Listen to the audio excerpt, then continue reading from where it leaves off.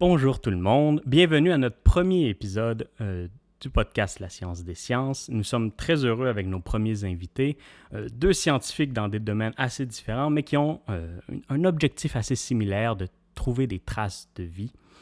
Notre premier invité, Michèle Drapeau, paléoanthropologue et professeur titulaire à l'Université de Montréal, grande spécialiste de l'évolution humaine. Elle est autrice du livre de vulgarisation 27 caractéristiques humaines façonnées par l'évolution, paru en 2021.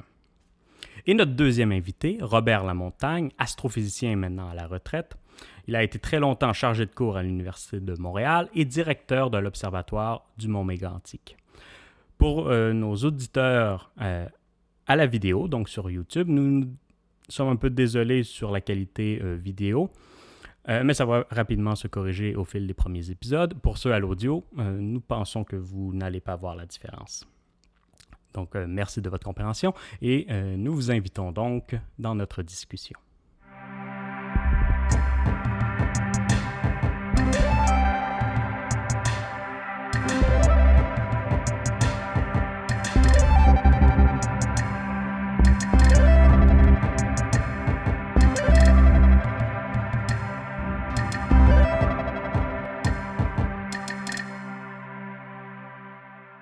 Bon, bienvenue tout le monde. Merci beaucoup de nous regarder et merci surtout à vous deux, mes deux premiers invités. Ce sera le premier épisode qui sera diffusé. Donc, merci beaucoup d'avoir accepté de participer à un projet qui n'existe pas encore, mais qui va exister quand le monde va nous voir. Donc, merci. Donc, j'avais déjà fait la présentation. Merci à Michèle Drapeau, paléontologue, et Robert Lamontagne, astrophysicien. Merci pour l'invitation. Merci. On va briser la glace. Oui. Mais je pense qu'on va... On est des cobayes. On met déjà la barre haute. J'aurais pu commencer avec peut-être d'autres personnes, mais là, c'est déjà très fort. Vous êtes de deux milieux différents. Hein, on va tout de suite se le dire. Vous nous êtes probablement jamais rencontrés. Paléontologie, astrophysique, un sur la Terre, l'autre dans l'espace. Déjà là, on est dans deux milieux différents. Mais vous avez quand même des points, un point en commun assez fort, c'est que vous cherchez tous les deux des traces de vie.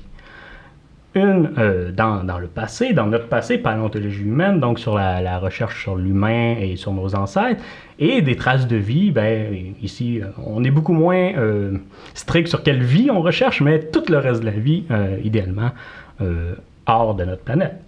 Essentiellement. Donc, c'est un peu ce qui vous unit. Vous cherchez la même chose dans un espace-temps qui n'est pas 2024, mais vous parvenez, à travers des méthodes différentes et adaptées à vos objets, à chercher ces traces de vie. Donc, tout d'abord, je voulais juste présenter un peu les liens qui vous unissent, mais la première question, c'est comment ça va? On enregistre fin août, bientôt la rentrée. Comment ça se vit, ça, du côté plus enseignant? Je sais qu'il va y avoir beaucoup d'étudiants qui vont regarder. C'est un peu, je dirais, comme un peu une effervescence, là. C'est comme on sait que bientôt les corridors vont être remplis, les horaires vont être chargés. C'est comme un peu aussi les derniers moments, je dirais, où on peut être plus tranquille, où on peut travailler dans son bureau ou même à la maison. Et à faire, dans le fond, ce qu'on aime beaucoup faire avant d'être emporté par la folie, un peu. Évidemment, de mon côté, moi, je suis à la retraite de la recherche, mais pas véritablement de l'enseignement. Alors, j'enseigne encore, mais à l'hiver seulement. Donc, pour moi, l'automne, c'est un prolongement de l'été. Quoique, depuis plusieurs années, je participe à un truc qui s'appelle l'UTA, l'Université du Troisième Âge, qui est chapeauté par l'Université de Sherbrooke. Et donc, ils montent une espèce de catalogue de spécialistes dans différents domaines. Et localement, il y a des groupes de retraités, jeunes retraités, parfois vieux retraités, très, très, très anciens retraités. Et donc, je fais la tournée des conférences, la tournée au Québec. Et dans mon cas, personnellement, l'automne, c'est probablement ma saison la plus occupée. Avec à peu près cet automne, ce sera environ une quarantaine de conférences entre mi-septembre et début décembre. Donc, on parle de 2, 3, parfois même 4 conférences par semaine. Est-ce que le terme retraite est le bon? Ou... Non, ben c'est ça. Si vous demandez à ma conjointe, elle trouve que j'ai un horaire de premier ministre souvent. C'est assez dynamique. Mais bon, je le fais par plaisir, par choix. Là. Alors, il y a un parallèle à faire avec la rentrée scolaire, sauf que de mon point de vue à moi, les étudiants, ce sont tous des adultes, certains beaucoup plus vieux que moi à l'occasion. Ouais, la grosse différence, c'est qu'il n'y a pas d'évaluation pour ces gens-là. Il n'y a pas de test. Moi, je le fais par plaisir et eux, ils assistent par plaisir, par intérêt et par plaisir. Oui. Ben, beaucoup de gens, même quand on est étudiant, ont beaucoup de cours qu'on le fait par plaisir, des fois par obligation, selon les programmes, mais j'espère, du moins, que mes étudiants sont là pour le plaisir. Moi, j'enseigne la culture japonaise, donc j'ose espérer qu'ils sont là pour apprendre ça. Et c'est la même chose dans vos cours, là. Je pense que vous n'enseignez pas des cours obligatoires en plus. Des gens qui veulent apprendre, peu importe leur âge. Moi, j'enseigne un cours obligatoire, mais j'aime ça parce que je vois ça comme un challenge pour intéresser des gens qui, au prime abord, plusieurs, ne sont là que parce qu'ils sont obligés. Donc, personnellement, moi, j'aime ça parce que c'est comme un défi que j'ai d'aller chercher l'intérêt de ces gens-là qui, au départ, sont peut-être assez tièdes là, dans la classe. Je me souviens, la première année, ça fait quand même quelques années, mais plus récent que vous deux, ça c'est ça. Il y a toujours cette appréhension, un cours, on commence l'université, souvent la première année, on commence un programme, des fois on n'est pas sûr vers où est-ce que ça va aller au bout de 3 ans, puis on arrive dans des cours d'amphithéâtre, 100, 200 étudiants parfois, dépend des programmes, dépend des cours. Mais il y a de quoi d'assez impressionnant quand on commence le projet universitaire en tant qu'étudiant. Puis là, on continue, puis là, à un moment donné, on enseigne devant ces gens-là, dans ces classes-là. Toute l'étape, je trouve, est fascinante. Et l'enseignement, moi, c'est quelque chose que j'ai appris à aimer. Au début, je suis plus gêné, je veux moins parler, c'est pas mon fort dans la vie. Mais devant une salle de classe, c'est agréable. Je ne sais pas si c'est une sensation que vous avez. Moi, ça fait 40 ans que j'enseigne. Et il y a toujours le track. 4-5 minutes avant la cloche, là, le début, là, c'est comme si la mémoire en haut, ça s'effaçait complètement. Là, qu'est-ce que je fais ici? Et je l'ai souvent expliqué, même aux étudiants, là, que, j'ai beaucoup de présentations PowerPoint, que les 2 ou 3 premières images, là, elles ne sont pas pour eux, elles sont pour moi, pour que je puisse retomber sur, OK, voilà la piste, on s'en va par là maintenant. Et ensuite, ça défile. Mais c'est complètement fou que 40 ans plus tard, c'est le même track. Ça existe encore. Je pense que c'est bon. Oui. C'est bon, ça nous garde sur nos 2 pieds, sur la pointe de nos pieds. Mais... oui, ça existe encore. Il y a 30 secondes là, de flottement quand on dit bonjour, jusqu'à temps qu'on embarque. C'est comme une performance. Enseigner, c'est une performance. Là, où, évidemment, il faut passer de l'information, mais il y a un côté où il faut être intéressant. Oui, exactement. Il y a une partie de spectacle. C'est une espèce de numéro que l'on fait. Qui est évidemment très structuré, très encadré, là, mais il y a... Surtout maintenant, moi je vois la différence entre il y a 40 ans puis maintenant, la capacité à maintenir l'intérêt longtemps est beaucoup plus difficile. Il faut être beaucoup plus dynamique face aux étudiants, et ça c'est évidemment un changement culturel, n'est-ce pas?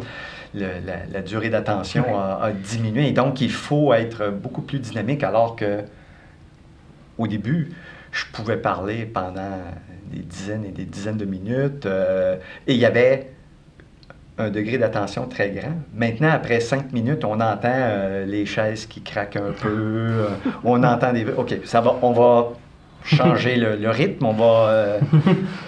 c'est pas une critique des étudiants, c'est comme ça. Donc, il faut s'adapter à cette façon. La recherche va aussi dans ce sens-là, avec les technologies qui accaparent notre attention. Des fois, la vidéo de chat sur TikTok est très intéressant. Peut-être pas le bon moment dans le cours, mais... Et c'est amusant de mentionner ça. Et ça, c'est aussi la grande différence que j'ai vue au fil du temps. Aujourd'hui, tout le monde a un écran devant lui dans la classe. Comme je dis souvent, la couleur des étudiants a changé. Ils sont tous d'un blanc bleuté dans une salle de classe. Ils sont devant l'écran. Et honnêtement, j'ai aucune idée de ce qui se passe sur leur écran. Aucune idée. J'espère juste qu'ils sont en train de lire les notes de cours que j'ai distribuées. Mais ils peuvent faire, n'est-ce pas, du Instagram, du TikTok. J'ai aucune idée. Ce que j'ai remarqué, c'est en début de session, on entend beaucoup le bruit des claviers. Les claviers, oui. Suit bien ce qu'on dit, puis plus ça va dans la session, moins on entend ce bruit-là. Et l'autre aspect que j'ai constaté, c'est pas un manque de respect. Les étudiants sont plus critiques face à ce qu'on leur enseigne et ils ont accès à une base de données infinie au bout des doigts. Alors, je peux raconter quelque chose en classe et ils peuvent lever la main et me dire « Oui, là, monsieur, je viens de lire ça. » Je dis « Moi, je ne peux pas me battre contre Wikipédia là, ou Internet. Là. Pas en live. Pas en temps réel, effectivement. Là. » Alors, ça change aussi la dynamique. Je ne dis pas que c'est courant, mais c'est très surprenant la première fois que ça arrive qu'on est remis en question ou on amène un point auquel... je n'ai pas accès, là, moi. On y reviendra au prochain cours. Exactement, c'est le truc classique. Bien, C'est le truc classique, mais c'est un défi additionnel. Oui. Mais en même temps, j'aime ça parce que ça montre leur engagement. Exactement. C'est-à-dire qu'ils sont là, puis l'information rentre pas juste d'une source, là, de nous, mais c'est vrai qu'on a ces challenges-là des fois. Ouais. Oui, mais ici, c'est écrit que... Mais en même temps, ça permet des fois d'amener... Ah oui, mais il y a différentes opinions, puis ça permet de continuer. Oui, de remettre le contexte aussi. Pourquoi ça. est-ce que ça peut être interprété de telle ou telle façon. Ouais. Surtout, vous êtes deux disciplines où vous faites affaire avec, on va appeler les théories du complot, que ce soit avec l'évolution, avec les changements biologiques chez l'humain ou avec tout ce qui est extraterrestre. Oui, la soucoupe volante. Ça. À cette heure, je me rappelle de quelques cours des étudiants posaient des questions là-dessus. Qu'est-ce que vous pensez de telle approche? Puis là, le professeur doit... déconstruire telle approche et expliquer. Tous ceux que j'ai eus ont très bien expliqué ça, donc généralement un professionnel est capable de le faire. Est-ce que c'est quelque chose que vous avez un peu plus ces temps-ci ou ça a tout le temps été présent? Puis... Ben, je dirais que comme j'enseigne l'évolution humaine, les concepts d'évolution, ça va arriver parfois que plus récemment, je dirais, que des étudiants vont exprimer peut-être un certain scepticisme. Mais c'est pas très fort, très honnêtement. Aussi peut-être parce que dès le début, j'explique voici ce qu'on va couvrir, donc les cartes sont sur table, il y a peut-être un filtrage qui se fait. Parce que j'ai déjà enseigné aux États-Unis et là, c'était prévalent. C'était dans les universités, les gens qui levaient la main puis qui croyaient tout simplement juste pas à l'évolution, puis le mot « croyait » est le bon terme. Oui, c'est l'acte de foi. C'est ça, exactement. Ouais. Je dirais que dans mon cas, c'est pas... Non, ça arrive pas... du moins, pas en classe de façon frontale. Il n'y a pas de contestation. Mais pendant les pauses ou après le cours, où on reçoit un courriel. Puis là, on voit là qu'il y a des choses. Il m'est arrivé une seule fois, et ça, j'avais trouvé ça extrêmement étrange, et ça rejoint un peu ce que vous venez de dire. Dans le cadre du cours que j'enseigne, là, qui est la recherche de la vie à l'extérieur de la Terre, l'astrobiologie, il y a évidemment une partie très importante, parce que la Terre étant le seul endroit, jusqu'à preuve du contraire, où on sait qu'il y a de la vie. Donc, c'est notre seul modèle. On s'inspire très fortement du modèle terrestre, de l'évolution des formes de vie les plus lointaines, là, organismes unicellulaires, jusqu'à l'apparition de l'intelligence et de la conscience.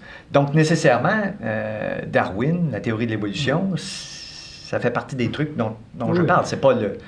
Et il y avait des étudiants qui étaient venus me voir pendant une pause et qui m'avaient mentionné que leurs voisins dans la salle, dans la classe, contestaient. Ils marmonnaient. Non, ça, c'est pas vrai. Alors, il y avait dans la classe, de toute évidence, une contestation, mais elle n'était pas exprimée de manière formelle. Là. Mais très clairement, ça arrive. Il va y avoir des gens qui ne croient pas ce que l'on raconte. Ça peut arriver. Et pour revenir un peu sur ce que vous avez mentionné, le fait d'avoir enseigné aux États-Unis, bon, dans le cadre du type de recherche que je fais, il y a des conférences internationales, puis des gens viennent d'un peu partout. Et pour avoir parlé avec des collègues américains qui mentionnent que quand ils prennent le taxi, quand ils vont à l'épicerie, ils ne discutent jamais de ce sur quoi ils travaillent, parce qu'ils ne savent pas à qui ils ont affaire, qu'est-ce que le chauffeur de taxi pense ou le commis derrière le comptoir pense. Alors, s'ils travaillent sur des trucs style évolution, ils disent on n'en parle jamais. On est très, très content. Moi, j'avais souri à ça, mais il m'avait regardé, il me disait c'est très, très sérieux. Alors, il y a des différences entre le Canada et les États-Unis, de toute évidence. Une différence culturelle assez marquée sur cet aspect-ci. Heureusement. Pour ça. Oui, bien ça, c'est très souvent plus agréable quand on enseigne. Qu'il y a un challenge, les étudiants ne sont pas juste en mode recevoir. Il y a quand même cette réactivité-là, mais il n'y a pas juste un rejet total idéologique, finalement. Non. Maintenant, et ça, c'est aussi une différence entre quand j'ai commencé à enseigner au milieu des années 1980, les classes étaient beaucoup plus homogènes dans les années 80. N'est-ce pas? Tout le monde était caucasien, catholique, chrétien, même si on n'est pas croyant, mais il y avait une forme d'homogénéité. Là, maintenant, c'est plus le cas. Je veux dire, ça vient de différents endroits dans le monde, beaucoup plus. Il y a des croyances différentes, et donc, c'est clair je ne sais pas qu'il faut faire attention, mais il faut faire preuve d'un certain respect plus grand, il faut être plus conscient de ce que l'on dit, que ça peut heurter des gens. Donc, je ne dirais pas que je m'excuse d'enseigner, de montrer ce que je fais, mais il y a une façon de le dire aussi, de le présenter. Puis, fait que le contenu exactement ne change pas de temps, mais le contenant peut-être un peu... Oui, c'est ça. Parce qu'évidemment, bon, c'est inévitable, du moins dans la manière que j'enseigne, je fais appel à l'histoire ancienne, nécessairement. Et c'est inévitable que la religion soit mêlée à ça. Comment est-ce que les philosophes de l'Antiquité voyaient le monde? Comment est-ce que les théologiens du Moyen Âge voyaient le monde? Comment est-ce que, avec l'émergence de l'islam, comment est-ce que tout ça a changé? Ça fait partie de l'histoire des sciences aussi. Les âges d'or ont souvent mélangé religion. Alors, il y a des façons de le présenter, n'est-ce pas? Puis j'ai aussi appris à faire appel à la connaissance dans des cultures différentes. Bon, évidemment, à cause de ma formation, moi, l'histoire de l'astronomie, c'est l'histoire de l'Occident, n'est-ce pas? C'est la Renaissance, c'est Galilée et Newton, mais il y a eu de la science qui s'est faite ailleurs, n'est-ce pas? Et donc, l'idée de minimalement s'intéresser à comment on considérait le monde dans ces autres endroits, pour l'intégrer. C'était pas un bloc homogène. Ça l'était, évidemment, quand on nous l'enseignait, mais ça ne l'est pas dans la réalité, l'enseignement. Je sais pas, est-ce que dans vos disciplines, à l'heure actuelle, là, il y a des universités partout sur la Terre maintenant, est-ce qu'il y a des différences en paléontologie ou en physique marquées entre des régions sur des approches théoriques, des approches méthodologiques? Je sais qu'en anthropologie, en général, il y en a, mais... Il y en a en anthropologie en général, mais si on est plus paléo-anthropologie, j'arrive pas à y voir de différences majeures, parce qu'on est très... Dans le fond, on a des quantités de données assez limitées. Et tout le monde travaille sur ces mêmes morceaux d'os-là avec... tu sais, moi, je faisais souvent des farces quand on trouvait un fossile. Je disais, oh, mon échantillon vient de doubler. Je passais de N1 à N2. Mais c'est que toutes nos données sont assez limitées et il y a... la façon, si on veut, de les interpréter est assez homogène, ce qui n'est pas nécessairement une bonne chose, mais je vois pas beaucoup de variations, là. C'est sûr que c'est des disciplines, c'est des sujets d'études qui sont concentrés dans certains pays, par exemple certaines régions, l'Europe, l'Amérique du Nord. Je sais qu'il y a un gros laboratoire en Allemagne pour la paléontologie. Oui, à Leipzig. et un peu en Asie, dans les pays les plus riches d'Asie. Donc, c'est lié au... Je sais que l'archéologie et la paléontologie en Chine s'est développée beaucoup. Ça, c'est une autre question très intéressante. En Chine, il y a tout un côté patriotique. C'est drôle parce qu'en Chine, c'est un cas intéressant parce que souvent, la paléoanthropologie ou l'étude de l'humain, de l'évolution humaine en général, a un passé très raciste où on classifiait les groupes humains actuels du plus primitif au moins primitif. Je vous laisse imaginer qui était à quel bout, là. Et tu sais, on essaie de se divorcer de ça, de cette idée de... Ça n'a aucun bon sens, parce que c'était des espèces différentes. On est tous des homo sapiens, on s'est différenciés très récemment, puis c'est très superficiel comme différence. Mais les Chinois font l'inverse. Ils trouvent des Homo erectus, puis c'est l'ancien chinois, c'est l'évidence d'une culture chinoise très ancienne, puis l'humain était d'abord chinois. Ils font ce processus inverse-là, mais très nationaliste, qui est... C'est pas du tout dans cette direction-là qu'on s'en va, mais eux, ils partent, mais ils l'utilisent évidemment à d'autres fins là, de supériorité de la nation chinoise. Oui, en Asie de l'Est, Corée et le Japon aussi vont dans des tangentes, peut-être pas exactement dans la paléoanthropologie, mais en archéologie, c'est très certainement utilisé. C'est vrai, ouais, cette idée de nationalisme, d'ancienneté. Plus on est vieux, mieux on est, meilleur on est, plus on a de vieilles traces. Ce sont des vieilles civilisations qui ont duré aussi à travers le temps. Là. Ça explique peut-être cette tangente. Mais c'est intéressant, on est passé vraiment d'une science qui explique les races. Donc, je sais qu'en sociologie, on associe beaucoup les sciences au développement du racisme en Europe. Comment on est passé de ces sciences-là qui dit, oui, il y a différents sous-groupes humains, il y en a des supérieurs, ben finalement, on est une espèce avec la variété biologique et surtout culturelle. Écoutez, je dirais que le point tournant qui a un peu mis le clou sur le cercueil là, des pensées très racistes ou une vieille division des races humaines, je les mets en guillemets là, parce que ce n'est plus un terme qu'on utilise, a été beaucoup par la génétique en fait. Les études génétiques ont démontré comment que les humains, on est une espèce qui est extrêmement invariable par rapport à d'autres espèces comme les chimpanzés, par exemple, ou les gorilles. Vous savez, tous les chimpanzés actuels qui vivent à l'état sauvage, là, ou les gorilles, vivent tous en Afrique méridionale, dans une petite bande. Bon, ils sont un peu séparés, mais dans une bande très étroite. Bon, en partie, probablement, parce que les humains les ont juste laissés vivre là maintenant, mais même dans le passé, ils n'ont jamais été à l'extérieur de l'Afrique, par exemple. Et il y a une variation génétique qui est comme 10 fois plus grande que la nôtre. Là, je donne 10 fois approximativement. Là. Ils sont beaucoup plus variables que nous, même s'ils sont très restreints géographiquement. Et en fait, ça s'explique parce qu'on a une origine commune, si on veut, très, très, très récente. Ça fait pas longtemps que l'espèce Homo sapiens existe. Elle n'a pas eu le temps beaucoup de se diversifier. Mais on a l'impression, parce qu'on est partout sur la planète, puis on s'est un peu adapté très superficiellement à certains environnements, plus d'ensoleillement, on va avoir la peau plus foncée. En fait, c'est plutôt l'inverse. Moins d'ensoleillement, on a pâli notre peau, là. La texture des cheveux qui change pour mieux se protéger du soleil ou du froid.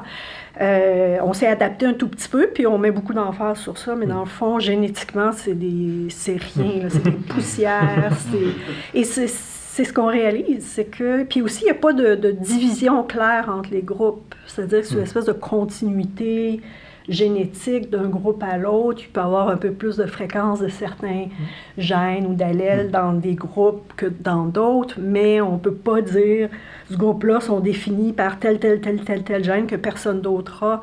Ça n'existe pas. Ça n'existe pas des groupes humains comme ça, donc on n'a pas de race, comme on a une race de chiens qu'on croise jusqu'à temps qu'ils soient vraiment différents. Ça prendrait combien de temps, mettons, si on envoie des humains sur Mars?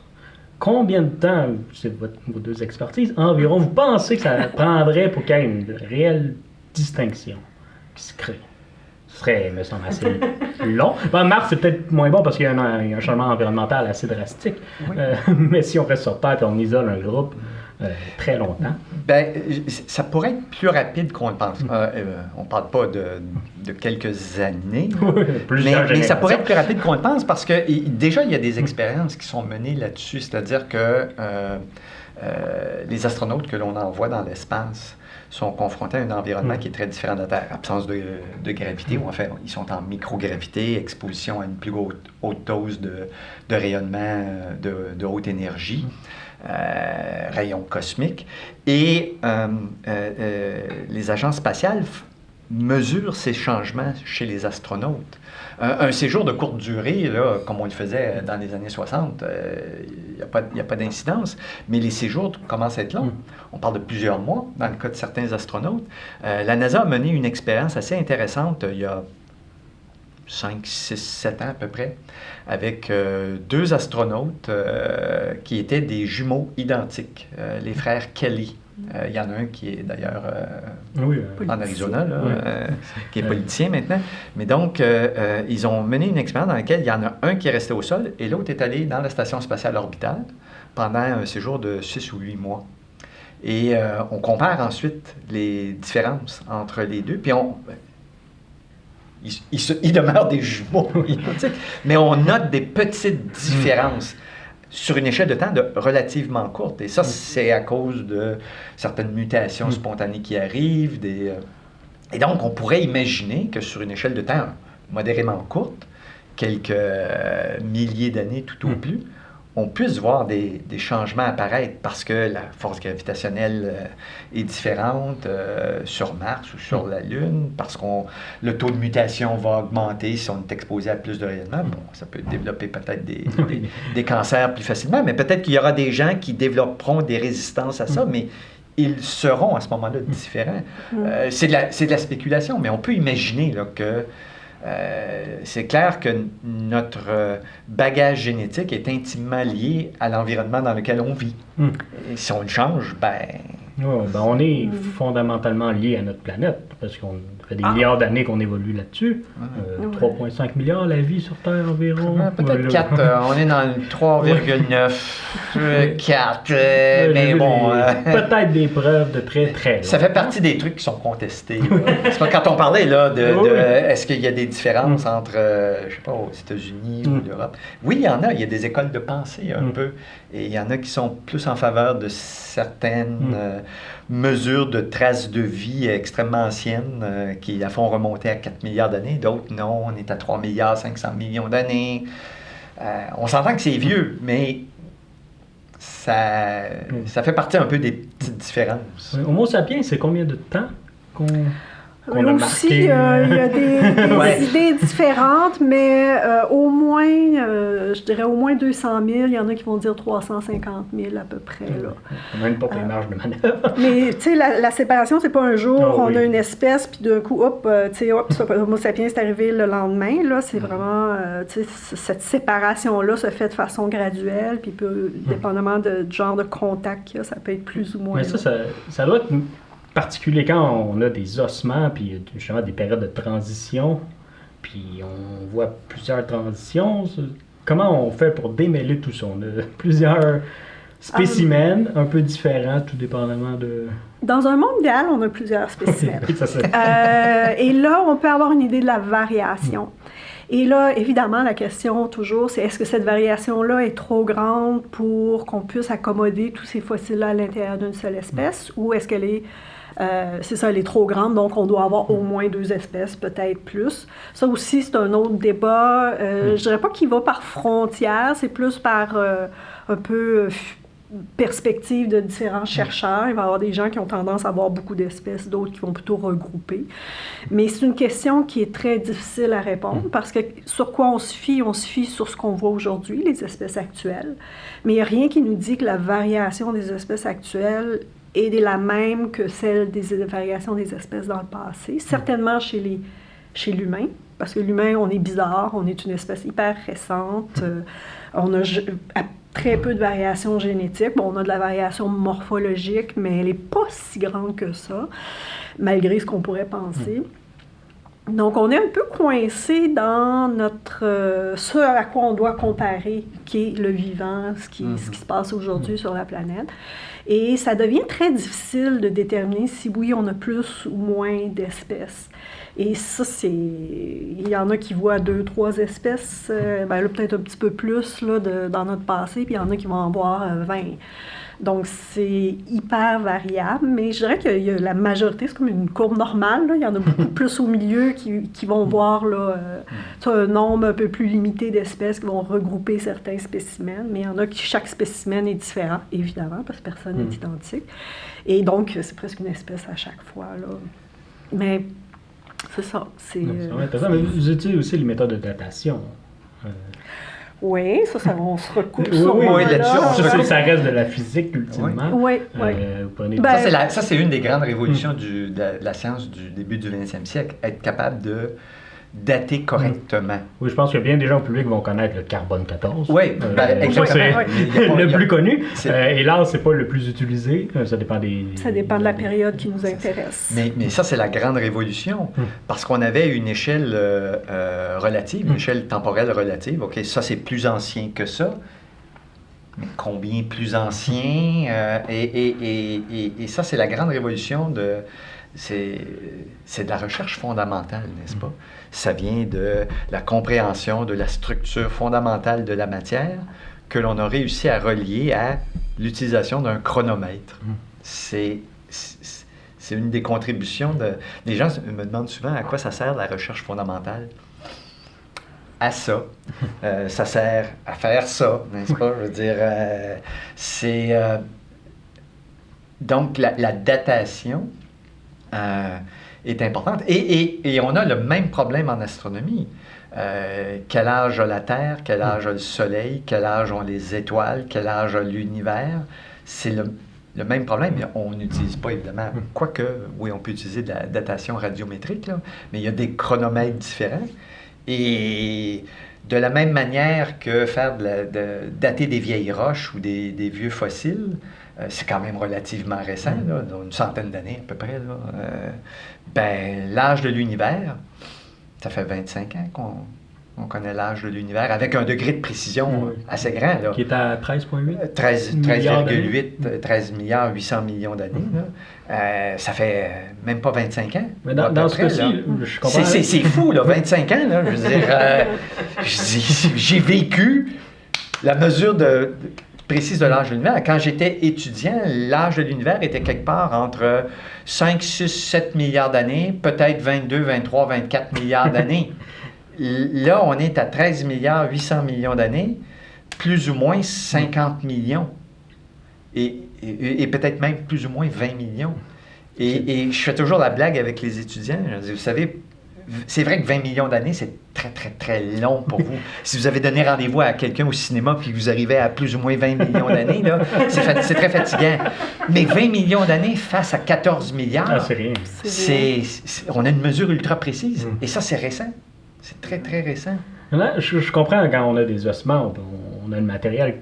Pour l'univers, comment on calcule ça? On regarde loin puis on... Oui, puis on parlait là, justement des ossements, puis quand on en a un, deux... Ah oui, je viens de doubler mon échantillon. La paléontologie est confrontée exactement au même problème que l'astronomie. La science en général, n'est-ce pas, c'est on observe, on fait une hypothèse, on teste. C'est une science... Les sciences en général sont expérimentales. Si je fais de la chimie, je peux mélanger la solution A avec la solution B puis voir ce que ça donne. Puis je peux changer la solution A pour la solution C puis voir ce que ça donne, n'est-ce pas? En astronomie, je ne peux pas faire ça. Je ne peux pas étudier, je ne peux pas faire exploser une étoile dans un laboratoire. Donc, je dois attendre qu'elle explose, n'est-ce pas? En paléontologie, il y en a beaucoup des étoiles. En paléontologie, il faut trouver, n'est-ce pas, l'échantillon. On peut pas, il y a peu ou pas de modélisation qui est faisable. On ne peut pas provoquer un événement. Ce sont des sciences qui sont beaucoup axées sur l'observation, beaucoup plus que la chimie, la biologie, n'est-ce pas? On est plus liés dans ce cas-ci. Alors, donc, ce sont des sciences d'observation. Et là, c'est ce qui force le développement d'outils extrêmement sophistiqués pour être en mesure de faire cette science. Les télescopes, les détecteurs, les instruments.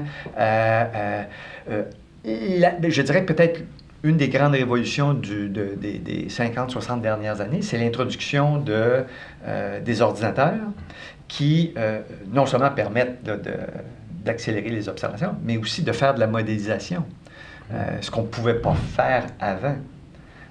Et c'est un peu le même genre de choses. La seule différence, je dirais, une des différences fondamentales dans ces sciences d'observation, par exemple la paléontologie ou l'astronomie, c'est que si on fait de la paléontologie, une fois qu'on a trouvé l'échantillon, on l'a altéré, n'est-ce pas? On l'a manipulé, on l'a sorti du sol, on a gratté quelque chose, on a analysé. D'une certaine façon, on interfère avec notre matériel d'observation. Or qu'en astronomie, non. J'observe une étoile, j'observe une planète, j'interfère pas avec elle, mais je recueille des données. Est-ce que le temps qui avance et pas ce que vous êtes en train d'observer est en train de changer aussi? C'est-à-dire que les échelles de temps en astronomie sont tellement grandes. Oui, les objets se transforment, mais sur des échelles de temps tellement grandes que... Et c'est souvent la question qui arrive. Tout le monde est familier avec le fait que plus on regarde de loin, plus que l'on regarde, ça fait longtemps que la lumière a été émise, donc on le voit tel qu'il était il y a 10 ans, il y a 20 ans, il y a 50 ans. Mais à l'échelle astronomique, en bas de 1 ou 2 millions d'années, il n'y a vraiment pas beaucoup de différence. Les changements séculaires sont très, très, très, très lents. Alors, si j'observe un système planétaire avec des exoplanètes qui est situé à 4 ou 500 ou 1000 années-lumière de nous, oui, l'image que j'ai ou les données que j'obtiens de cet objet ou de ces objets, ça provient, ça fait 1000 ans que ça a été, je l'observe tel qu'il était il y a 1000 ans. Il n'a pas changé aujourd'hui. C'est comme regarder la Terre il y a 1000 ans. À part, si on fait abstraction là, de la civilisation comme telle, la Terre est la même aujourd'hui qu'elle était il y a 1000 ans, ou même qu'il y a 100 000 ans, ou à peu près. Là. Une photo de très loin, on ne se rend même pas compte qu'il y a des habitants. Si on fait juste une photo standard. Alors, ça, c'est quelque chose qui n'est pas un facteur, sauf si on s'intéresse à la cosmologie, donc à l'étude de l'univers dans son ensemble. Alors, bien sûr, là, si j'observe un objet dont la lumière a été émise il y a 1 ou 2 milliards d'années, ben, les conditions dans lesquelles cette lumière a été émise sont différentes de celles qu'on observe aujourd'hui. Et la beauté de la chose, c'est que je suis capable de raconter une histoire avec ça. Je veux dire, voilà comment l'univers se comportait il y a 1, 2, 3, 4, 5 milliards d'années par rapport à maintenant. Donc, c'est la beauté de l'astronomie. On a une machine à voyager dans le temps extraordinaire qui nous permet de plonger dans le passé. Il faut juste avoir les bons télescopes pour le faire. Oui. Ils sont pas donnés non plus. Non, mais on n'en a pas besoin de beaucoup. Oui, une chance. Puis maintenant, avec le James Webb qui a été mis en opération, je pense que c'est une grande avancée. Là, oui. Les gens mettent parlent énormément du télescope James Webb. Oui, c'est une machine extraordinaire. Oui, la qualité des données, des images. Je dois admettre aussi que l'équipe technique et scientifique qui gère le télescope fait un excellent travail de relations publiques. Ils ont des équipes... toutes les semaines, on a la nouvelle image. Toutes les semaines... ils vendent bien leur salade. Et c'est correct, parce que ces machines-là coûtent cher et c'est le payeur de taxes, n'est-ce pas? Oui, le Canada a contribué. Le Canada a contribué à hauteur de quelques centaines de millions de dollars. Donc... en tant que payeur de taxes, je veux savoir qu'est-ce que vous avez fait avec mon argent, n'est-ce pas? Je veux dire, et c'est correct, la science doit faire ça. Mais le télescope James Webb, pour revenir à la question, c'est pas le seul instrument. Il y en a beaucoup d'autres. Il y a beaucoup plus de télescopes sur Terre que le télescope James Webb. Il y a des télescopes beaucoup plus puissants en termes de capacité à recueillir de la lumière que le télescope James Webb. Parce qu'il faut se le dire, c'est un petit télescope. Là. Un miroir de 6,50 m, ça fait 50 ans qu'on a ça sur la Terre. On est dans la génération présentement des télescopes qui font entre 10 et 12 mètres de diamètre. Et d'ici environ 5 ans, on va passer à la génération des télescopes de 25 à 40 mètres de diamètre. 40 mètres de diamètre, là, ou 30, ça va être 39 là, en fait, mais 39 mètres de diamètre, c'est quasiment la moitié d'un terrain de football. Il faut imaginer un miroir de télescope qui a une taille comparable à un terrain de tennis ou à un terrain de football. C'est complètement fou. Et ça coûte très cher, mais on n'en a pas besoin de beaucoup. En fait, parce que ça coûte très cher, on n'en aura pas beaucoup. Mais je veux dire, mais bon, c'est construit. Et une fois que c'est construit, un télescope, ça dure très longtemps. Moi, j'ai fait une partie de ma carrière en utilisant en observant des télescopes qui datent du début du 20e siècle et qui ont un charme et un cachet absolument incroyable. L'observatoire du Mont Mégantic, c'est combien d'années? 45 ans. Presque, oui, c'est ça. C'est première lumière, avril 1978. Et à l'époque où il a été construit, c'était un télescope de taille moyenne. Aujourd'hui, c'est un petit télescope. Parce que tous les autres on en fait des plus grands. Oui. Alors, mais ça doit être terrible, hein? C'est tout le temps dans des beaux environnements, hors des villes. C'est tout le temps souvent très beau. Ouais, c'est bien triste. Ils construisent des télescopes à Hawaï, puis aux îles Canaries, au Chili. C'est vrai, c'est vraiment triste, mais bon, on n'y peut rien. Pas le choix. Il faut y aller. Il faut travailler là. Quoique c'est presque plus le cas. On ne va presque plus au télescope, même le Mont Mégantic. Il y a de moins en moins d'astronomes au sommet du Mont Mégantic. C'est tout digital maintenant. Tout est numérisé. Il y a du personnel sur place qui va faire les observations et qui va déposer ça sur des serveurs, puis on y accède. C'est la méthode qu'on utilise pour faire des observations avec des instruments dans l'espace, évidemment. Là. Et cette méthode-là a été répandue un peu partout dans le monde. Personnellement, là, moi, je trouve que c'est très triste. L'astronomie a énormément gagné en efficacité, mais perdu en charme et en chaleur humaine. Il n'y a rien de tel que d'aller observer au sommet d'une montagne à 2000, 3000 mètres, complètement isolé, puis à un moment donné, littéralement, d'arrêter nos observations ou pendant qu'elles sont en train de se faire, de sortir dehors puis de regarder la voûte céleste. Là, moi, les dernières années, je peux être dans mon salon à Montréal, puis les données rentrent. Et puis, c'est confortable, mais ça n'a pas le même cachet. Non, mais c'est plus accessible, par exemple. Oui, exactement. Et c'est autrement plus efficace. L'astronomie s'est développée maintenant avec ce qu'on appelle les observations en mode queue. C'est-à-dire que initialement, les astronomes, les astrophysiciens soumettaient des programmes d'observation. Il y avait un concours, on obtient du temps un télescope, puis voilà, on vous a accordé 2 nuits, 5 nuits, 10 nuits à tel télescope, entre telle et telle période. C'est votre télescope pendant une semaine. Là, maintenant, c'est plus le cas. Les projets sont toujours soumis, mais ils vont être combinés avec d'autres projets, d'autres scientifiques, d'autres équipes. Voilà, tout le monde veut utiliser le même télescope et la même configuration d'instruments. On va optimiser à ce moment-là. Et donc, on met tout ça dans une queue, n'est-ce pas? OK, pendant 65 secondes, ça va être telle observation. Pendant les 2380 secondes suivantes, ça va être tel autre projet qu'on va faire. Mais c'est la même configuration d'instruments.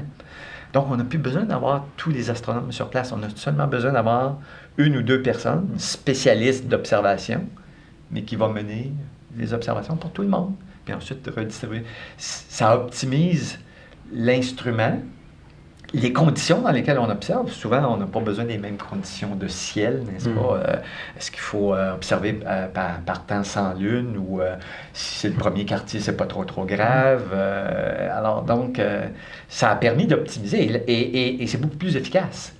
Mais on a perdu un petit peu ce cachet là, d'être en contact avec le cosmos. L'expérience est moins là. La science est quand même bonne. Oui, la science est oui, mais c'est plus froid, je dirais. Je pense que c'est beaucoup... en paléoanthropologie, c'est un peu le même... On a l'idée d'être sur le terrain, puis c'est difficile, puis on n'a pas de contact téléphonique, Mais avec la mondialisation, premièrement, c'est de moins en moins vrai. C'est de plus en plus difficile d'être isolé. Ben, quand je dis isolé, attention, je parle à l'occidental parce qu'en Afrique, il y a des gens partout. Là, il n'y a jamais personne. Mais je veux dire, isolé de contact extérieur. Et cet exotisme-là, d'être là, puis de sortir le spécimen du sol. Et puis là, ben, il est à moi pendant plusieurs années, parce que c'est moi qui l'ai sorti, puis c'est mon fossile, mais je pense qu'on ne peut plus fonctionner comme ça, parce que ici, on a toute une question aussi de justice, je dirais, là, sociale, parce que c'est une ressource africaine, puis on enlevait ça, on allait chercher ça en Afrique, puis c'était toujours des équipes occidentales qui en faisaient les profits. Mais, tu sais, on perd beaucoup de cet romantisme-là de la recherche sur le terrain, là, vraiment. Mais dans certains cas, c'est aussi pour c'est une démocratisation énorme de la science. Elle n'est pas parfaite, là, en paléoanthropologie, on n'est pas rendu là, mais ça commence à faire son petit chemin là, de modéliser aussi. Nous, on parle du digital. En paléoanthropologie, c'est en train de faire une révolution où on digitalise les spécimens, soit la surface ou même avec des CT scans. Donc, on va avoir les structures internes aussi. Et maintenant, c'est des modèles numérisés. N'importe qui peut les avoir. On n'est pas encore rendu au point où les gens diffusent l'information de façon ouverte, là. Mais ça s'en vient. Je pense que la pression va être telle qu'à un moment donné, ils n'auront plus le choix. Cette information-là va être diffusée. Puis ça va faire que n'importe qui en Inde ou en Afrique, au Kenya, en Éthiopie, tant qu'ils ont accès à un ordinateur, ils vont être capables de participer à la recherche, ce qui n'a pas été le cas pendant des décennies. Là. En astronomie, c'est déjà fait, ça, justement parce que depuis je dirais, le début des années 1980, avec la révolution des capteurs numériques, ce qu'on a dans nos téléphones, ce qu'on appelle les CCD. Ça a été introduit en astronomie. Donc, les images sont numérisées directement, n'est-ce pas? C'est plus une plaque photographique. Ça aussi, ça avait un certain charme, développer sa propre plaque photographique.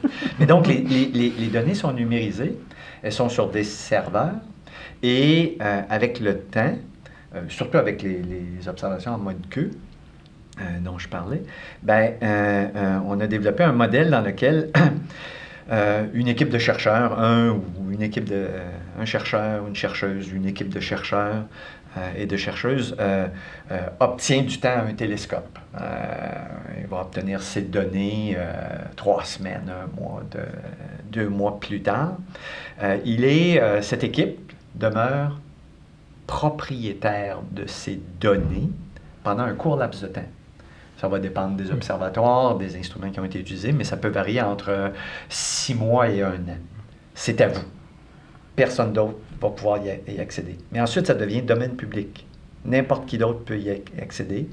Bon, évidemment, monsieur et madame tout le monde qui voudraient accéder, ils peuvent, évidemment, mais je veux dire, les données doivent être, n'est-ce pas, un peu malaxées là, et pétries pour extraire l'information, mais c'est accessible. Ça veut dire que des équipes de chercheurs partout dans le monde peuvent accéder à des données. Et ça c'est une grande démocratisation là, de l'astronomie. On n'a pas besoin, par exemple au Canada, les ressources sont limitées pour construire des grands instruments ou pour participer à des projets importants, mais ça n'empêche pas les chercheurs ou les chercheuses dans différentes universités d'accéder aux données du télescope spatial ou du télescope James Webb. Après 6 mois ou 1 an, les données sont domaine public. Puis est-ce que ça a correspondu à un accroissement, je dirais, une accélération des découvertes scientifiques? Oui, c'est complètement fou. C'est très difficile de suivre. Moi, j'ai fait une partie de ma carrière, entre autres, là, en étudiant des étoiles naines blanches et sous-naines dans les années 80, en faisant des observations moi-même, mais en accédant à des bases de données qui étaient numérisées. Et les données avaient été obtenues dans un contexte scientifique, une demande qui avait été faite, qui était totalement différente de ce que moi je voulais faire avec les données. Alors, ce sont les mêmes données, mais elles peuvent souvent servir à d'autres choses. Et donc, oui, ça multiplie. le nombre de publications augmente. C'est complètement fou. Le meilleur exemple de ce genre de choses-là, c'est l'émergence de ce domaine qu'on appelle l'étude des exoplanètes. Donc, les planètes en orbite autour d'étoiles autres que le Soleil. Jusqu'en 1995, ça n'existait pas. On savait qu'il devait y avoir des exoplanètes, mais on n'en avait pas trouvé. On en avait trouvé 2 ou 3 en 1992, là, mais c'était assez marginal. Et 1995, ben voilà, l'observation de la première exoplanète autour d'une étoile plus ou moins semblable à notre Soleil. Et depuis 1995, en date d'aujourd'hui, on est à plus de 7240 exoplanètes. On est passé de 0 à 7240 en moins de 30 ans. C'est complètement fou, là. Il y a un domaine de la science qui a émergé, l'étude des exoplanètes, qui n'existait pas il y a 30 ans. Et maintenant, il y a des centaines de gens qui travaillent là-dedans, un peu partout dans le monde. Le parallèle que je fais souvent quand j'explique ça, c'est tous ceux qui s'intéressent aux romans policiers, aux aventures, aux séries policières. Si on regarde des vieilles séries policières de 1970-1980, qu'est-ce qu'on cherchait? C'était des empreintes digitales. Aujourd'hui, c'est traces d'ADN. Et ça, c'est un domaine qui a émergé avec le séquençage au début des années 1990. Ça n'existait pas avant. Aujourd'hui, il n'y a plus... même en cours, avez-vous une preuve d'ADN, n'est-ce pas? Ça a révolutionné complètement. C'est un domaine scientifique neuf, si on peut dire. Oui, puis encore plus les études génétiques des grandes banques de données d'ADN du vivant. Là. Ça, c'est une révolution aussi. Là. Bon, pour parler d'anthropologie légale, d'être capable de retrouver quelqu'un parce que c'est quelques cousins distants ont donné leur ADN dans des grandes banques de données. Là, c'est fou de trouver... c'est correct tant que c'est... La réponse à la question, est-ce que ça a accéléré le développement scientifique? La réponse, c'est oui. La numérisation, là, c'est... en parallèle de ça, c'est la démocratisation de l'accès aux données. C'est ça.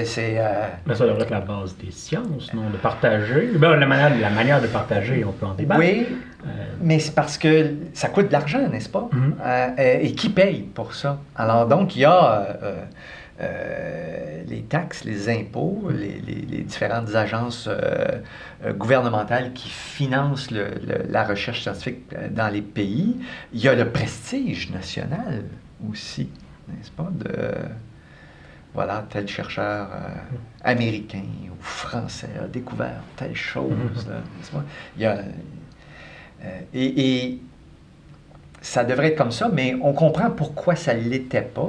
Il y avait un accès à des moyens techniques, mais il y avait aussi des raisons sociales, politiques,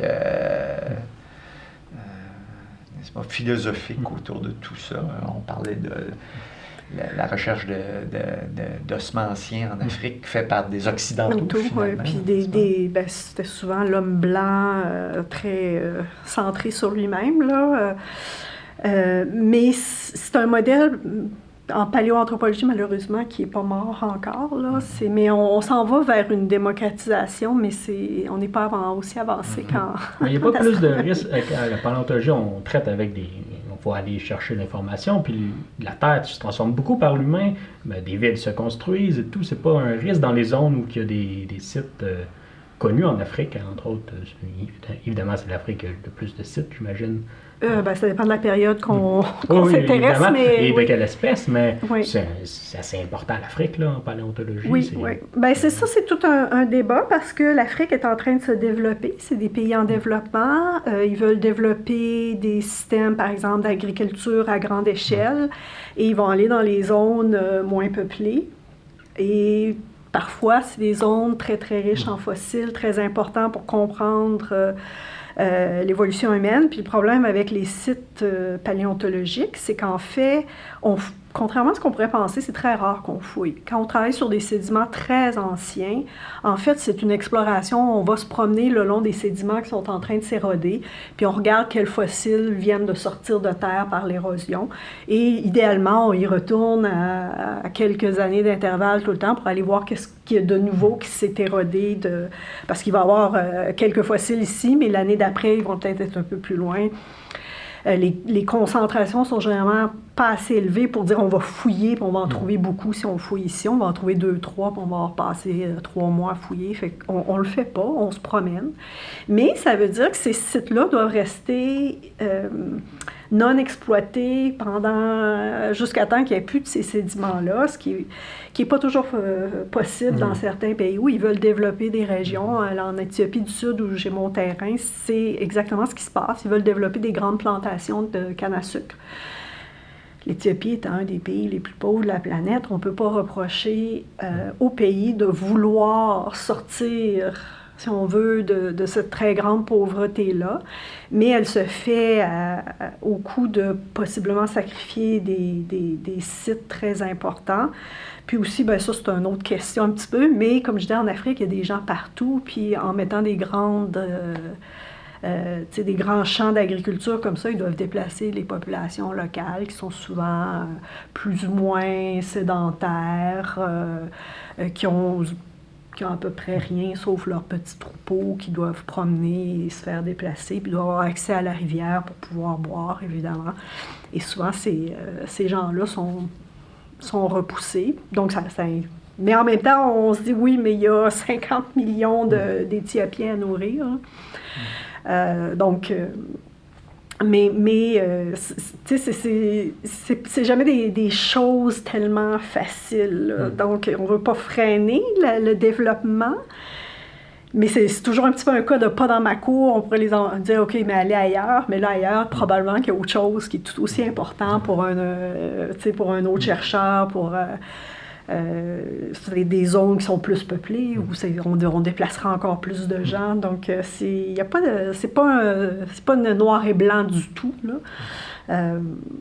C'est souvent le cas quand on travaille les pays africains. Je parlais de la démocratisation, où on va modéliser les spécimens, puis là, ils deviennent accessibles à tout le monde. Les musées africains, ils sont pas très, très chauds à ça parce que eux, parce que chaque fossile est unique, et en ayant ce fossile-là dans leur musée, bien, tous les chercheurs doivent venir au musée. Ça fait qu'ils ont toute une série d'employés qui doivent être là pour accueillir ces chercheurs-là. Ça fait rentrer de l'argent dans le pays. Si on fait une modélisation 3D, puis on envoie ça à tout le monde sur la planète, eux perdent leur diamant qu'ils avaient. Bon, des fois, il y en a un peu plus, mais leur richesse.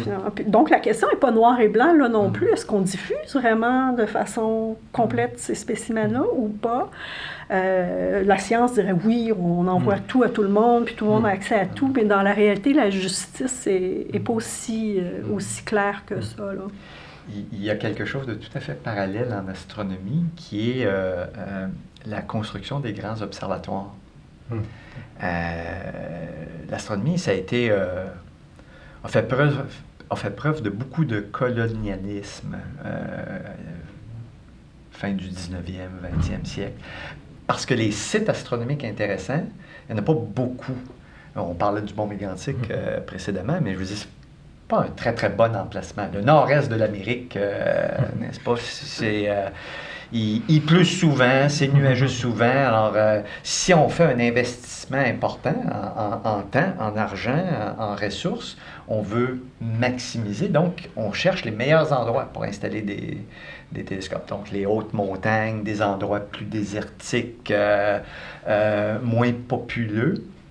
Et donc, c'est pour ça que la cordillère des Andes, à peu près au nord de Santiago, là, en allant jusqu'à Antofagasta, la grande île d'Hawaï, les îles Canaries. On parlait, ce sont des endroits exotiques, puis c'est plate, c'est là qu'ils nous ont fait, mais il y a de bonnes raisons, là. C'est parce que ce sont de bons sites astronomiques. Mais de plus en plus, on est confronté avec les préoccupations légitimes des populations locales. Par exemple, à Hawaï, on a construit au sommet du Mauna Kea une demi-douzaine de grands observatoires. télescope Canada-France-Hawaï, construit à la fin des années 1970, entre autres. Mais le Mauna Kea est une montagne sacrée dans la culture locale. Et donc, ça s'est fait il y a 50 ans ou 60 ans, puis personne, il y a peut-être eu des protestations, mais personne n'en a tenu compte. Là, maintenant, on veut construire le Canada est partenaire dans un projet avec les Américains, entre autres, qui s'appelle le télescope de 30 mètres, le TMT. Et le site choisi, c'est le sommet du Mauna Kea, parce que c'est l'un des meilleurs endroits dans le monde. Mais ça fait 5 ans, presque 10 ans que le projet est retardé. Parce que, effectivement, on va construire ce gros dôme au sommet du Mauna Kea, mais c'est un mont sacré. Alors, la population locale a, et on l'a vu émerger partout dans le monde, n'est-ce pas, les revendications autochtones de plus en plus, et c'est tout à fait légitime. Mais donc, comment on fait? On peut faire de la science, n'est-ce pas? Il y a une noblesse à la science, puis je le mets entre guillemets, mais en même temps, si on ne le fait pas, c'est le meilleur site. Alors, c'est un télescope qui va coûter 1,5 milliard de dollars. Alors, on veut maximiser son retour scientifique, mais en même temps, il faut comprendre les préoccupations de la population locale. Alors, on fait quoi avec ça? Un autre aspect de ça, et ça ne touche pas au télescope qu'on construit au sol, mais c'est ce qu'on lance en orbite. On lance des télescopes en orbite, ça coûte extrêmement cher, n'est-ce pas? C'est un facteur 5 à 10 fois plus élevé, construire un télescope en orbite par rapport à un télescope au sol. Puis en même temps, on envoie satellites météo, télécommunications, GPS, Internet, etc. Le projet de Starlink, par exemple, de Elon Musk, on parle de 40 000 satellites, plus de 40 000 satellites dans l'espace. Ça, c'est 40 000 points lumineux, soudainement, qui se ramassent dans l'espace et qui, du point de vue des astronomes, là, c'est très fatigant. Là. Il n'y a pas un seul cliché photographique qu'on peut faire sans qu'on ait un satellite de Starlink qui passe dans le champ. Et c'est déjà... ouais. C'est beau, on est chanceux si c'est ça. Là. Ce sont des traces. Alors, qu'est-ce qu'on fait? On critique l'accès à Internet pour tout le monde, pour protéger le ciel nocturne, pour que les astronomes puissent regarder leurs petites étoiles. C'est plus tranché noir ou blanc, n'est-ce pas? Ça l'a probablement jamais été, oui. mais c'est très... On le voyait noir et blanc. Oui, on a longtemps perçu le noir et blanc, oui, tout à fait. Ce que j'appelle la noblesse de la science. Oui. Mais tant mieux si au moins ça s'améliore, puis s'il y a des discussions, là, je pense pas qu'on n'a rien à perdre au moins à demander aux communautés locales. Non. Mais ça retarde les projets. Il y a des endroits dans le monde, par exemple, où on construit des télescopes où ça pose pas le même genre de problème. Il n'y a pas de considération, je dirais, religieuse ou folklorique. Par exemple, le nord du Chili, il n'y a pas ce genre de considération. Et ça fait en sorte que les gens qui ont accès à ces terrains ou à ces emplacements, ben eux, ils vont de l'avant. Alors, par exemple, dans le cas des grands télescopes, là, la génération des grands télescopes, il va y avoir 3 grands télescopes, un de 25 mètres, un de 30 mètres, qui est la fondation Carnegie, donc une fondation privée, un de 30 mètres, avec le Canada et les États-Unis comme partenaires et quelques autres pays, puis un de 39 mètres, où c'est un consortium de pays européens, donc la France, l'Espagne, etc., etc. Ben, le télescope de 25 mètres et le télescope de 39 mètres, ils sont construits dans le nord du Chili, dans la région de Copiapó, puis Antofagasta, dans la région désertique. Mais il n'y a pas de conflit avec la population locale, ou du moins c'est beaucoup moins grand. Et donc, eux, ils vont de l'avant. Tous ces projets vont émerger à peu près en même temps, mais le télescope de 30 mètres, ben, lui, il n'y a pas encore, la pépine n'est pas encore rendue pour creuser un trou. Le télescope de 39 mètres, il va entrer en opération avant 2030. Ça veut donc dire qu'eux, ils vont avoir accès à un super télescope, des chercheurs qui sont affiliés avec ça, et ils vont probablement écrémer un grand nombre de nouvelles découvertes. Quand on fait un meilleur instrument, un plus grand télescope, on trouve des nouveaux trucs. Ils vont écrémer tout ça. Donc, et du côté américain ou canadien, ben, on va arriver après. Ça ne veut pas dire qu'il ne faut pas le faire, mais dans la question, dans la catégorie prestige national et pourquoi est-ce qu'on investit là-dedans, parce que c'est toujours la question, là, pourquoi est-ce qu'on doit mettre de l'argent en astronomie ou des choses comme ça. Alors, ça fait partie. La question qui me vient, c'est pourquoi s'obstiner à le faire à Hawaï? Je comprends que c'est le meilleur site. Ouais. Mais de toute évidence, si on construisait un de 39 mètres... le Chili est un bon site. C'est ça. Il y a des endroits alternatifs qui sont un peu moins bons. Hawaï, c'est vraiment, là, en termes de conditions d'observation, là, c'est le meilleur endroit au monde. Maintenant, on peut aller ailleurs. C'est juste qu'on perd un peu. Alors, là, on est encore dans la phase de négociation, n'est-ce pas? C'est le gouvernement du Canada. C'est qui fait les négociations? Est-ce que c'est gouvernemental ou c'est... ce sont les agences de recherche, là, oui, effectivement. Là. Comme par exemple, au Canada, il y a un truc qui s'appelle Accura, qui est une association des universités de recherche en astronomie. Montréal, Laval, Toronto, Vancouver, etc. Donc, une douzaine d'universités. Donc, c'est eux qui... Il y a un consortium, c'est eux qui font les négociations. Évidemment, comme c'est un projet international, il y a des partenaires d'un peu partout. Et là, c'est de négocier entre... dans le cas, par exemple, pour Hawaï, bien évidemment, ça se fait avec les Américains, avec l'État et avec la population locale. Et c'est long, il y a plus de partenaires, c'est long, puis n'est-ce pas? Il y a toutes sortes de revendications. L'astronomie n'est pas unique là-dedans, mais on le voit au Québec, au Canada, Kanesatake, Kanawake, n'est-ce pas? On veut construire tel développement, oui, mais c'est une terre ancestrale, n'est-ce pas? Alors, qu'est-ce qu'on fait avec ça? Comment on négocie une entente? On veut développer des éoliennes dans le nord du Québec. Mais je pense qu'il faut faire à un moment donné, je sais qu'en bioanthropologie, moins en paléontologie, mais en bioanthropologie, on a toutes les questions de restes autochtones. Et à un moment donné, je pense qu'il faut, puis je suis passée par ça, à un moment donné, il faut faire un deuil d'un certain type d'information. Évidemment, dans un monde idéal, on aurait toute cette information-là, mais à un moment donné, il faut dire, c'est pas à toi, c'est à quelqu'un d'autre. Il faut que j'arrête de regarder dans cette direction-là, parce que tant qu'on regarde, on y pense. Mais tu sais, c'est vraiment un deuil. Là, on le vit actuellement avec les restes autochtones qu'on doit maintenant, c'est pas qu'on doit, mais qu'on retourne, on fait justice, ou un peu de réparation, je devrais plutôt dire. Puis je pense que beaucoup de la science... C'est un peu ce que je vois dans le futur, moi, c'est qu'il va falloir faire des deuils de certains Il y aura des choses idéaux qu'on avait scientifiques. C'est ça que... Peut-être un jour, ça va revenir. Hein, c'est des vagues. Là, on est dans une phase de plus de revendication des populations locales. C'est tout à fait correct. Là. Je critique pas du tout. Au contraire, je pense que c'est une bonne chose. Mais c'est l'air du temps. C'est là où on est. Puis moi, c'est ce que j'ai réalisé, c'est que à un moment donné, j'ai dit, c'est fini. Tu sais, ces questions-là, ça ne t'appartient plus, il faut que j'en fasse un deuil. C'est pas encore vraiment rendu en paléontologie, mais je suspecte que ça va peut-être venir, qu'à un moment donné, les pays africains vont dire « c'est assez, nous on prend ça, puis c'est plus à vous, ce n'est qu'à nous. » On n'est pas là, mais puis je pense qu'il faut apprendre à... C'est difficile. On l'a vu avec certains grands musées qui retournent des artefacts. Seulement quelques-uns. Oui, mais n'est-ce pas? Il y a quand même...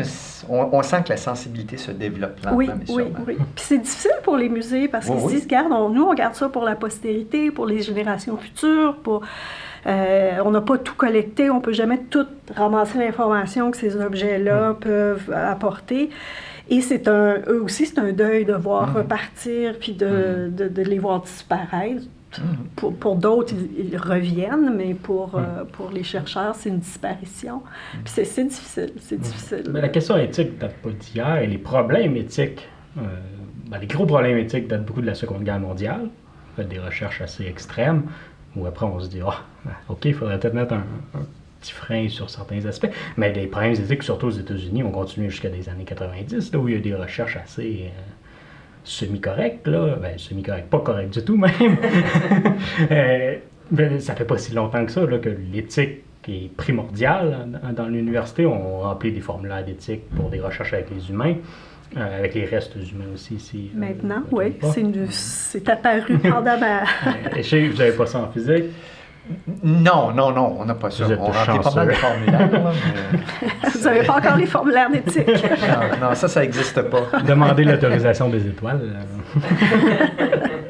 Mais on pourrait imaginer quelque chose du même genre.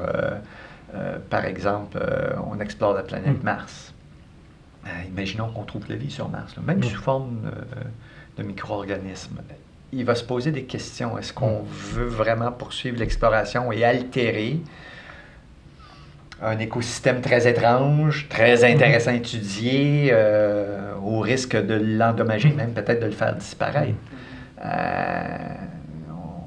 Ça va faire partie des questions là, qu'il faudra se poser éventuellement. Est-ce qu'il y a déjà des procédures mises en place quand on collecte des données sur une autre planète, puis ils reviennent? Ben, oui, il y a des procédures au sens de préserver les échantillons, là, pour des raisons évidentes. Oui, là, on sait qu'il n'y a pas de vie. Là. Oui, c'est mais il y a quand même une question qu'il faut préserver. Il faut les préserver. Puis, je veux dire, l'exemple que moi, je trouve toujours assez fascinant, c'est que dans les années, fin des années 60, début des années 70, on a fait 6 missions habitées sur la Lune.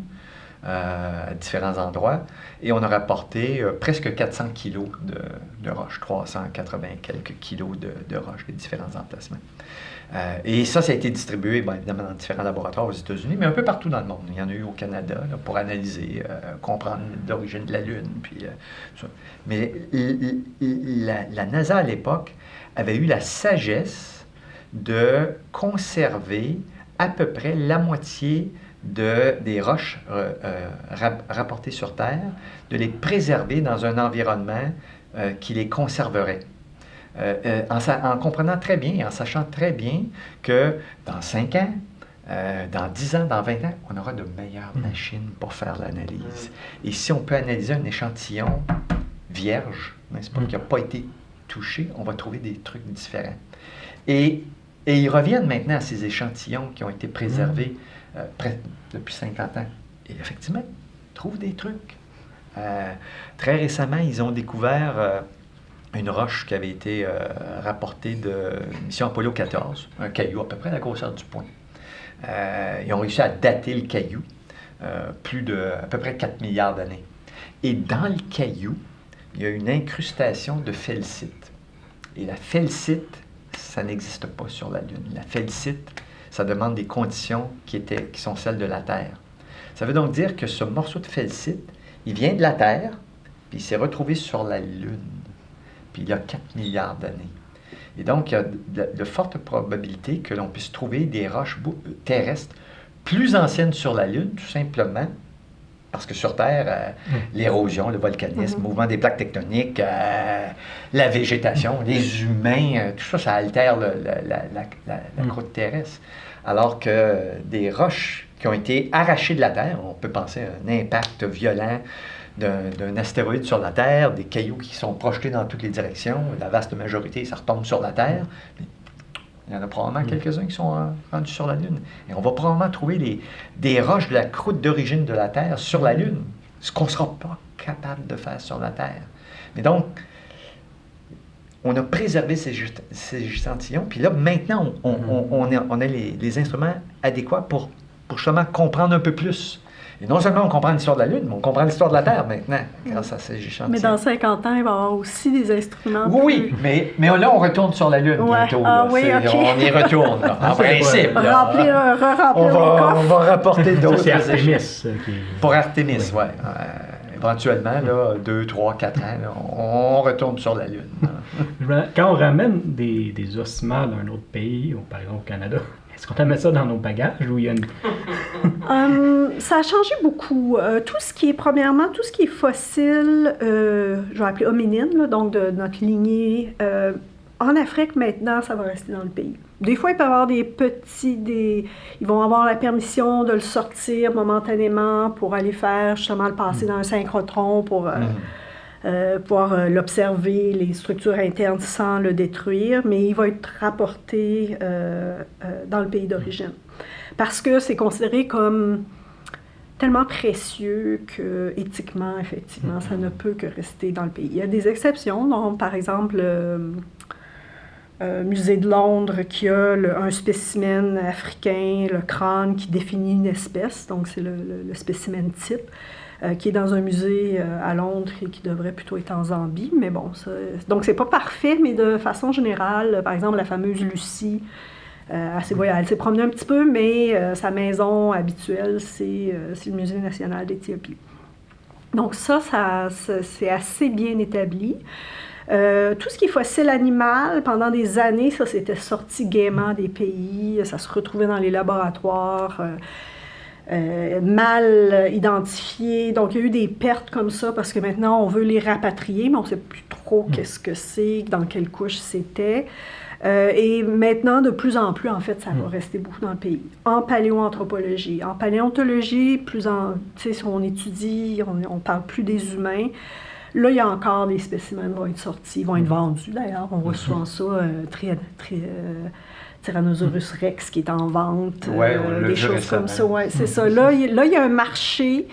Ça va venir de différents pays, mais là aussi, les pays commencent à dire non, on ne peut plus sortir des fossiles comme ça, on veut qu'ils soient ramenés dans les pays parce qu'ils les voient comme, évidemment, des richesses, c'est des richesses naturelles. Mais il semble y avoir une efficacité de savoir d'où il vient à juste le laisser dans le... Ça fait partie du spécimen. Si moi j'arrive avec un fossile, puis je ne veux pas vous dire d'où il vient, il n'y a pas un chercheur qui va vraiment s'y intéresser de façon sérieuse, parce qu'il faut savoir d'où il vient pour qu'il ait une valeur scientifique. Donc, c'est en paléoanthropologie, la provenance est hyper importante pour les datations, mais aussi géographiquement, ça va être très important de savoir que cette espèce-là, elle était là, mais elle n'était pas là. Donc, juste d'avoir un spécimen qui flotte géographiquement, c'est pas particulièrement intéressant. Donc, elle est un peu protégée, la paléontologie, de cette manière-là, où la provenance est très importante. Donc, c'est à peu près, si on veut que notre fossile ait une valeur, il faut qu'il soit documenté. Donc, dans ce sens-là, c'est heureux, là. Mais il y a encore, il y a encore du travail à faire parce que oui, les fossiles restent, mais les données, les analyses, tout ça continue à se faire. Tous les outils plus sophistiqués aussi pour faire ces analyses-là sont tous dans des grandes universités occidentales.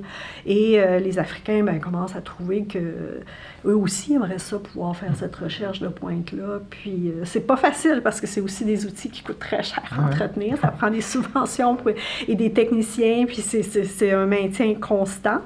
Mais je pense que ça commence à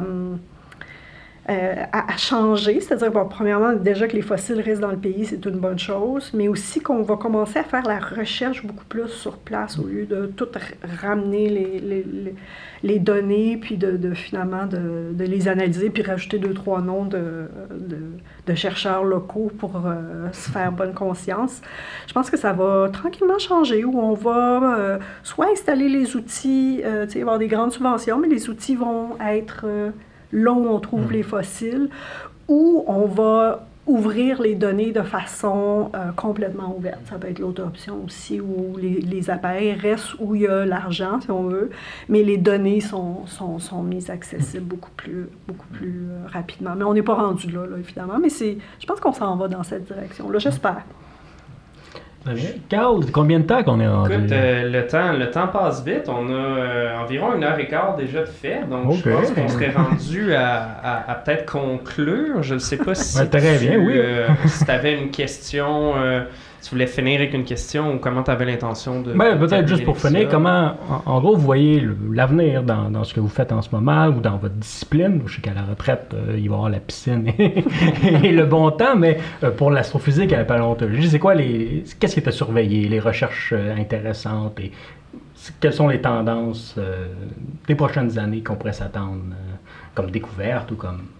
Je pense que en paléoanthropologie ou peut-être même en paléontologie en général, je pense qu'il va y avoir encore des avancées au niveau plus génétique. Bon, on ne pense pas que l'ADN, qu'on va trouver de l'ADN dans des fossiles de quelques millions d'années, mais on est en train certaines équipes sont en train de développer la protéomique où ils vont regarder les protéines qui sont produites par l'ADN. Et c'est comme une fenêtre, si on veut, sur l'ADN. Et qu'on va être capable de reculer dans le temps, si on veut, un peu la connaissance de l'ADN qui nous permet de faire souvent c'est comme ça qu'on fait comment je dirais, les phylogénies les plus précises, c'est avec l'ADN. Donc, tout quand on recule dans le temps puis on n'a plus d'ADN, là, ça devient de la spéculation. Mais je trouve que lui, il ressemble, puis il y a des traits dérivés avec lui, donc c'est prendre des cousins. Donc, peut-être que ça, sur la lignée, ça, c'est séparé il y a moins longtemps que cette lignée-là. Mais ça reste très interprétatif pour toutes sortes de raisons. Tandis que, souvent, l'ADN, c'est pas parfait, mais il nous donne une vision beaucoup plus claire, sans bruit. Et je pense que la protéomique va nous permettre de savoir qu'est-ce qui se passe avec Australopithecus africanus. C'est un ancêtre ou c'est un cousin, des choses comme ça, que pour l'instant, on n'a pas du tout. Moi, je pense que c'est là que va se faire les grandes... Ça va se clarifier. Les grandes annonces, oui. Excellent. Et en physique, est-ce qu'il y a... En astronomie, il y a plusieurs découvertes qui pourraient être intéressantes. Je dirais, d'un point de vue strictement personnel, ça va être l'identification de la vie extraterrestre. C'est à portée de main, n'est-ce pas? Que ce soit sur Mars, en principe, on va être en mesure de rapporter des échantillons de roches d'ici environ une dizaine d'années, puis on va peut-être découvrir des traces de vie extrêmement anciennes sur la planète Mars, mais aussi avec la génération actuelle et à venir là, des grands télescopes. Donc, on pense à James Webb, mais aussi les grands télescopes de 25 à 40 mètres. On devrait être en mesure d'identifier des mondes extraterrestres, donc des exoplanètes, sur lesquels la vie est probablement apparue.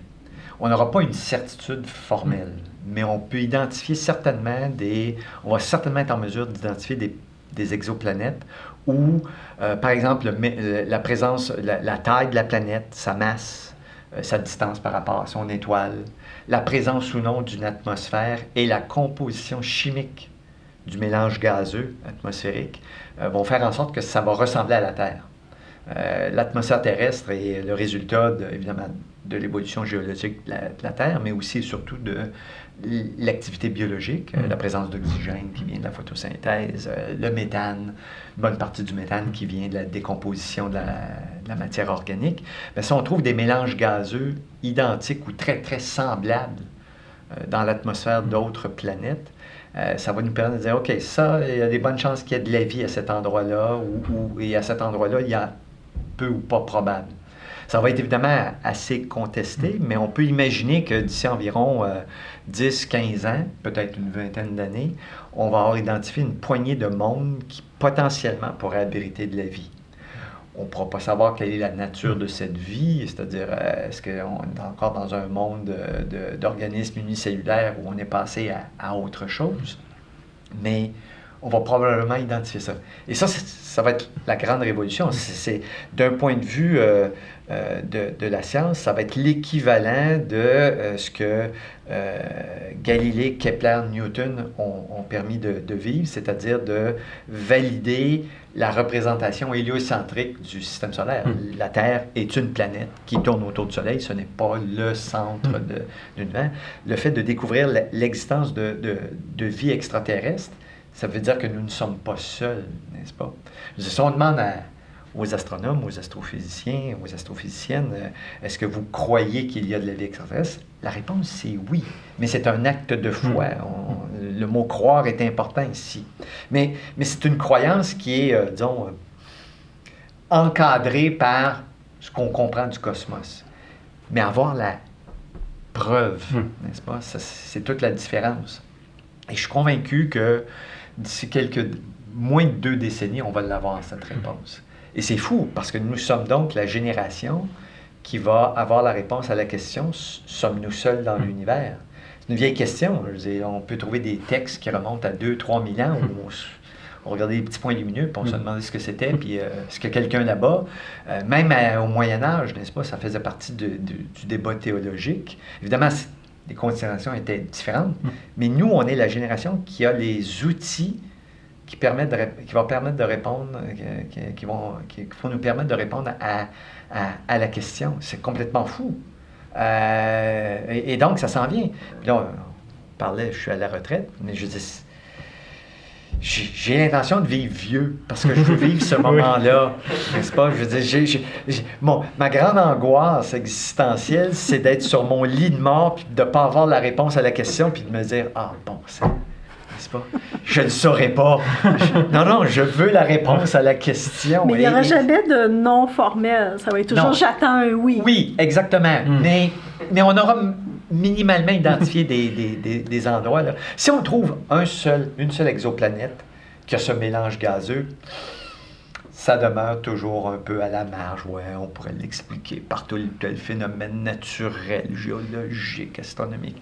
Mais si on en trouve 2, puis 3, puis 4, quand on en aura 10, puis 12, à un moment donné, il va falloir se rendre compte que le modèle terrestre n'est pas unique, n'est-ce pas? Et donc, bon, évidemment, découvrir un signal radio artificiel serait la preuve ultime, même si on est pas capable de le décoder, n'est-ce pas? C'est l'équivalent de, il y a 200 ou 300 ans, quand on rentrait dans un temple égyptien ou une pyramide, puis qu'on avait les hiéroglyphes, très clairement, ils étaient intelligents. On ne sait pas ce qu'ils disent, mais on ne pouvait pas le décoder. Aujourd'hui, oui. Mais donc, un signal radio de nature artificielle serait la preuve ultime, n'est-ce pas? Que non seulement il y a de la vie, mais c'est de la vie intelligente. Mais disons que ça, je parierais pas. Le signal radio, peut-être pas, mais... Même pas un petit 10. Mais sur des microbes extraterrestres, ça, oui. Ça, je suis convaincu qu'on va avoir ça. Non, mais c'est incroyable. 2 disciplines qui avancent très bien. Donc, les astronomes qui écoutent, avancez, s'il vous plaît. On veut trouver la vie d'ici au moins 20 ans. Donc sur ça, on va terminer l'émission. Je remercie tout le public qui écoute et à dans 2 semaines pour le prochain épisode. Merci. Merci. Merci.